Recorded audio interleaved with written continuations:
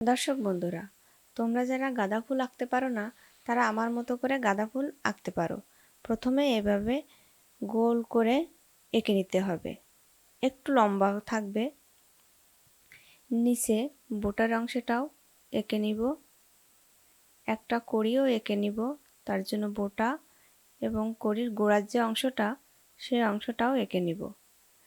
এবার কড়িটা অল্প ফুটে আছে, তার জন্য এভাবে মাথার দিকে গোল গোল করে দেগে নেব। ফুলটার প্রথমে ছোট ছোট পাপড়ি দিব এবং আস্তে আস্তে বড় করব। তোমরাও এভাবে আলতো হাতে এভাবে পাপড়িগুলো এঁকে দিও, ছোট থেকে আস্তে আস্তে বড়।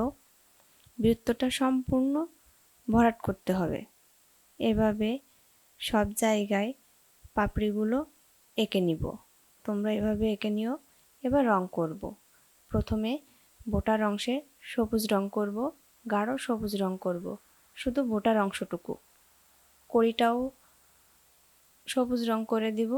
এবার ফুলে রং করব, কমলা রং করে দিচ্ছি আমরা। গাঁদা ফুলের সম্পূর্ণটাও কমলা রং করে দিচ্ছি, মাঝের দিকে একটু হলুদ করে দিব।